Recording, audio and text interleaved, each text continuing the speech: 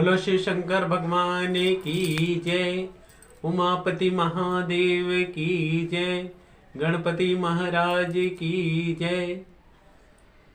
मेरे प्यारे शिव भक्तों, आप सबने कथा में भगवान शिव की कल आपने सुना कि किस प्रकार भगवान ने माता सती को त्याग दिया। उस कथा का विस्तार हम पीछे से आपको सुनाने जा रहे हैं। ये तब की बात है कि ब्रह्मा जी ने जब दक्ष को प्रजापति का अभिषेक किया था, उसके अधिकार को प्रदान करके वह इतना अभिमान में लीन हो गया कि जिसके कारण उसकी बुद्धि भ्रष्ट हो गई। उस समय दक्ष ने संपूर्ण सामग्री एकत्रित करके प्रजापति यज्ञ करने की इच्छा प्रकट की। यही इच्छा लेकर वह कनखल तीर्थ यानी हरिद्वार में गया। वहां उसने सब मुनियों को बुलवाया। व्यास, कुकुम्भ, गौतम, भारद्वाज, कश्यप, अंगिरा, वशिष्ठ, वामदेव, जमदग्नि, पिप्लान, पराशर, भृंगु, दधीचि, नारद आदि को सभी को निमंत्रण किया। उसके बाद उसके अतिरिक्त संसार भर में समस्त देवता तथा ब्राह्मण आकर वहां उपस्थित हुए। अग्नि भी अपने गणों सहित यज्ञ में पहुंचे।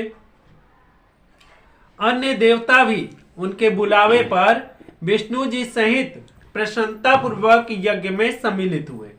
देवराज इंद्र अपनी पत्नी सची के सहित ऐरावत पर चढ़कर वहां पहुंचे। पावक मेघ पर, यम भैंसे पर, वायु हिरण पर तथा शिव के मित्र कुबेर पुष्पक विमान पर चढ़कर वहां आए थे। वरुण भी अपने वाहन पर आरूढ़ होकर यज्ञशाला में पहुंचे। सूर्य अपनी पत्नी सहित, चंद्रमा अपनी पत्नी रोहिणी सहित वहां उपस्थित हुए। दक्ष ने सबको उपस्थित देखकर अति प्रेम मग्न होकर सभी का आदर सत्कार किया और सबके निवास के लिए विश्वकर्मा जी द्वारा बनाए गए नियत स्थान पर सभी मंदिर में सभी का निवास स्थान दिया गया। उस समय सती को गंधमादन पर्वत पर अपनी सखियों सहित क्रीड़ा कर रही थी। उन्होंने देखा कि चंद्रमा अपनी पत्नी सहित रथ पर आरूढ़ हो चला जा रहा है।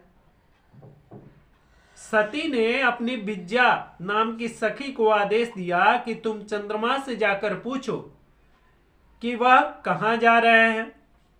सखी की आज्ञा अनुसार विद्या ने चंद्रमा से जाकर पूछा कि माता सती ने पूछा है कि तुम अपनी पत्नी सहित ऐसे ठाट बाट से कहां जा रहे हो।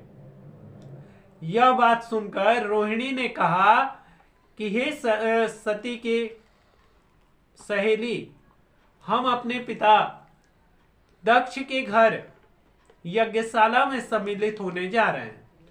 वहां बहुत बड़ा उत्सव हो रहा है। उनके निमंत्रण पर समस्त देवता वहां पधारे हुए हैं। ब्रह्मा तथा विष्णु भी वहां शोभायान है। तुम तो इस प्रकार पूछती हो जैसे कोई मूर्ख हंसी से पूछती हो। इसका क्या कारण है? क्या तुमको उस यज्ञशाला में नहीं बुलाया गया? विद्या यह सुनकर लौट आई तथा रोहिणी द्वारा कहे गए शब्द को सती से कह सुनाया। उस समाचार को सुनकर सती को अत्यंत दुख हुआ। वे अपने मन में सोचने लगी, क्या माता पिता ने मुझको भुला दिया जो मुझे और शिवजी को उन्होंने निमंत्रण नहीं दिया। ऐसा सोचकर सती उसी समय शिवजी के पास आई और इधर चंद्रमा भी अपनी स्त्री सहित रोहिणी को लेकर दक्ष के यज्ञशाला में जा पहुंचा। हे नारद, दक्ष के यज्ञ की सजावट, उस समय के आनंद जो उस यज्ञ में मनाए जा रहे थे, अवर्णनीय है। जब सब मुनि एवं देवता कनखल में, जो कि हरिद्वार में है, आ गए, तब दक्ष ने यज्ञ आरंभ कर दिया। दक्ष अपनी पत्नी सहित यज्ञ में प्रवृत्त हुआ। भृगु मुनि को यज्ञ कराने वाला आचार्य बनाया गया। दक्ष ने उस यज्ञ में सबको उपस्थित देखा, शिव से शत्रुता स्वीकार की। उस समय मेरे पुत्र दधीचि ने सदाशिव को यज्ञशाला में नहीं देखा। आचार्य से कहा कि उत्सव में समस्त देवता, ऋषि गण तथा चराचर जीव उपस्थित हैं,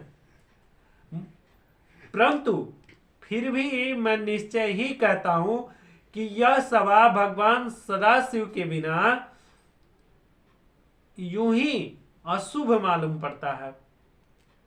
वे सब देवताओं के स्वामी हैं, क्या कारण है कि उन्हें यहां नहीं बुलाया गया? तुम लोग शिव को क्यों भुला दिए? हे दक्ष, तुम्हारी बुद्धि इस प्रकार क्यों भ्रष्ट हो गई है? अब भी कुछ नहीं बिगड़ा। तुम सब देवताओं, मुनियों तथा ब्रह्मा विष्णु को साथ लेकर भगवान शिव को प्रसन्न करके इस यज्ञशाला में ले आओ। साथ में सती जी को भी प्रसन्न करके यहां लाना।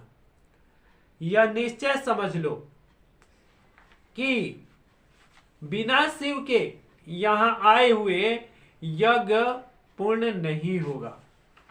ऐसा आश्चर्य है कि ऐसे देवता को, जिसका स्मरण करने मात्र से सभी अशुभ शुभ में प्रवृत्त हो जाते हैं और सभी कार्य सिद्ध हो जाता है, तुम लोग उन्हें क्यों भुला दिया? उन्हें यहां क्यों नहीं बुलाया? मैं फिर कहता हूं कि जब तक यहां भगवान सदाशिव नहीं आएंगे तब तक यज्ञ पूर्ण नहीं होगा।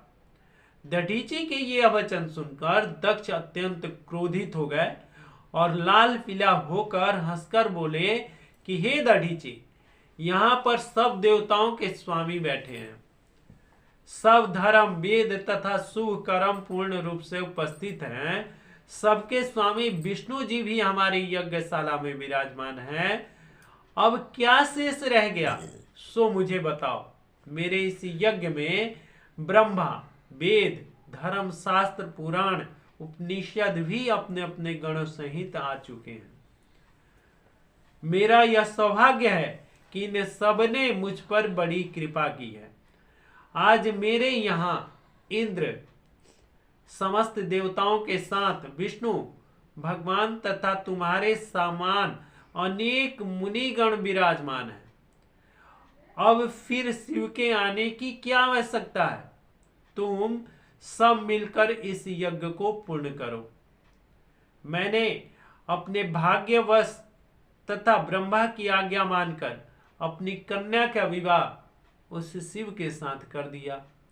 यही मेरा पछतावा मेरे जीवन भर चल रहा है कि वह कुलवान शिव से मैं अपने कोमल जैसी पुत्री का विवाह कैसे कर दिया। शिव संसार से विरक्त महा अहंकारी है, उस पर भी वह माता पिता विहीन है।